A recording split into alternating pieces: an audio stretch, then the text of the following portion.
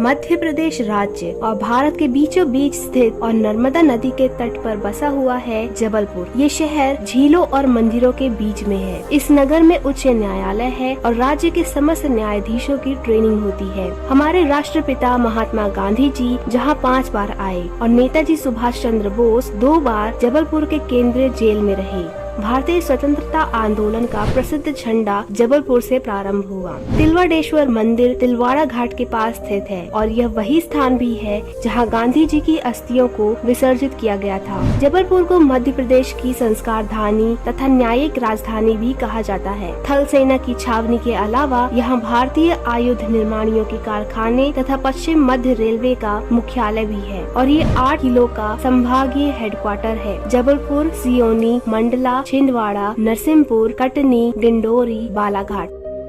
जबलपुर मध्य प्रदेश का एक महत्वपूर्ण प्रशासनिक, औद्योगिक और व्यापारिक केंद्र है। यहाँ 1508 गांव बसे हैं, जहाँ की कुल आबादी 24,63,298 है। जबलपुर शहर को एक औद्योगिक शहर के रूप में भी जाना जाता है और यह पवित्र नर्मदा नदी के तट पर स्थित है। यह शहर अपने आकर्षित घाटों, झरनों, ऐतिहासिक और सांस्कृतिक संरचनाओं की शानदार चमक और पर्यटन स्थलों के कारण यहाँ आने वाले पर्यटकों के लिए एक शानदार डेस्टिनेशन बन गया है।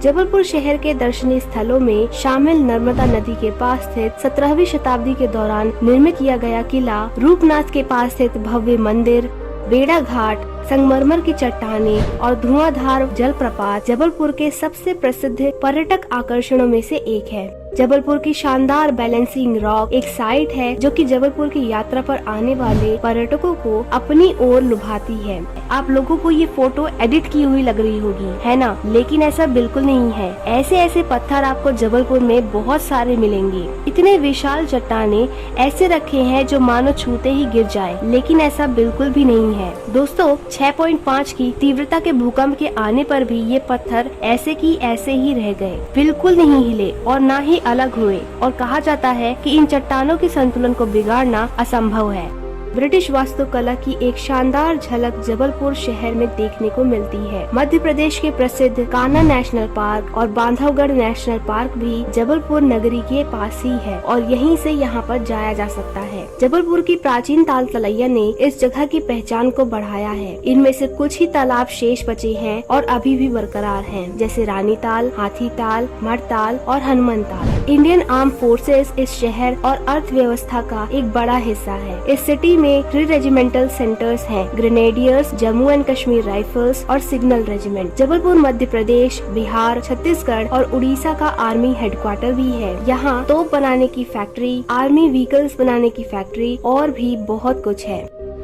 दोस्तों, मध्य प्रदेश में हर साल लाखों पर्यटक आते हैं और जबलपुर भी सबसे लोकप्रिय शहर के रूप में चमकता है, क्योंकि यहाँ विभिन्न प्रकार के अनूठे स्थान और खूबसूरत दृश्य देखने को मिलते हैं, जैसे मदन महल, जिसको रानी दुर्गावती किला भी कहा जाता है। दोस्तों, आज चल रहा है 2022, लेकिन साल 1100 में यहाँ के एक पहाड़ी पर मदन महल बनाया था राजा मदन सिंह के द्वारा। ये जबलपुर में परिवार के साथ घूमने के लिए सबसे अच्छी जगहों में से एक है। यह 500 मीटर लंबा है। मदन महल किला उन शासकों की गवाही के रूप में खड़ा है जिन्होंने 11वीं शताब्दी में अच्छी संख्या में जबलपुर पर शासन किया था। शहर से कुछ 10 किलोमीटर दूर एक पहाड़ी पर स्थित इस किले का संबंध राजा की माता दुर्गावती से भी है, जो उस समय की एक बहादुर गोंड शासक के तौर पर थी। रानी दुर्गावती को पानी की अहमियत और बचाव के बारे में अच्छी समझ थी और इसीलिए उन्होंने जबलपुर में 85 तालाब बनवाए, जिसमें से आते हैं रानी ताल, हाथी ताल, मध ताल और हनुमान ताल। दर्शनीय स्थलों की बात करें तो सबसे पहले बेड़ा घाट का नाम आता है। नीली, गुलाबी और सफेद संगमरमर की चट्टानों के बीच से बहने वाली नर्मदा घाटी का प्राकृतिक सौंदर्य अद्भुत है। सैकड़ों फुट ऊंची संगमरमर की पहाड़ियों के बीच बहने वाली नर्मदा की गहराई 100 फुट तक है।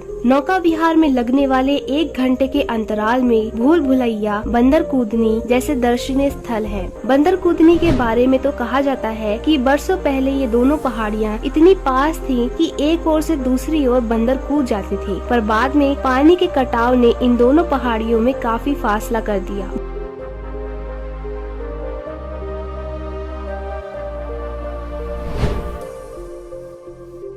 बेड़ा घाट से लगभग 2 किलोमीटर दूर विश्व प्रसिद्ध धुआंधार जलप्रपात है। अत्यंत ऊंची पहाड़ियों से जब नर्मदा का जल नीचे गिरता है तब उसका वेग इतना तीव्र होता है कि पानी धुएं के रूप में चारों ओर छा जाता है। इसीलिए इस प्रपात का नाम धुआंधार जलप्रपात रखा गया है। बेड़ा घाट में ही 64 योगिनी के पुराने मंदिर हैं। इन योगिनियों की भग्न मूर्तियाँ कलचुरी राजाओं के कार्यकाल की देन है। एक गोलाकार मंदिर में 64 मातृकाओं और योगिनियों की मूर्तियों का निर्माण कलचुरी राजाओं ने करवाया था। इन योगिनियों और मातृकाओं का तांत्रिक पूजा में काफी महत्व माना जाता है। उस वक्त के कलाकारों ने जिस तरह से इन मूर्तियों को पत्थरों से उकेरा है वह उस काल के वास्तुशिल्प का बेजोड़ नमूना कहा जा सकता है। इस मंदिर में अधिकांश जोड़े अपने भविष्य के लिए प्रार्थना करने आते हैं।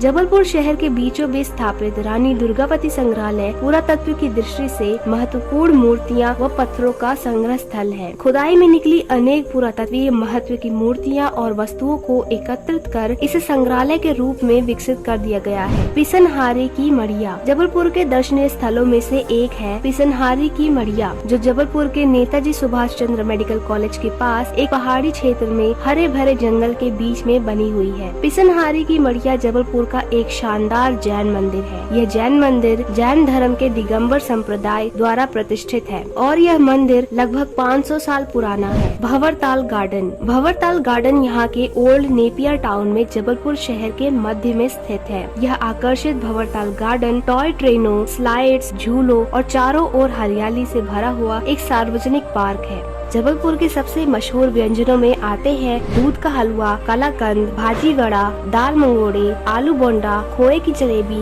मावा बाटी, खोपरा पाक, श्रीखंड, मालपुआ, इमरती और माखन वाड़ा खोए की जलेबी। कचनार सिटी शिव मंदिर जबलपुर शहर का एक प्रमुख पर्यटन स्थल है। यहाँ पर शिव मंदिर की आपको बहुत ही बड़ी, बहुत ही सुंदर प्रतिमा देखने को मिलती है। यह प्रतिमा बहुत ही ऊंची है। इस प्रतिमा के दर्शन करने के लिए दूर दूर से लोग आते हैं। कचनार सिटी मंदिर में बहुत ही खूबसूरत गार्डन बना हुआ है एवं गार्डन के बीच में इस सुंदर प्रतिमा का निर्माण किया गया है। यहाँ पर 12 ज्योतिर्लिंग की स्थापना भी की गई है।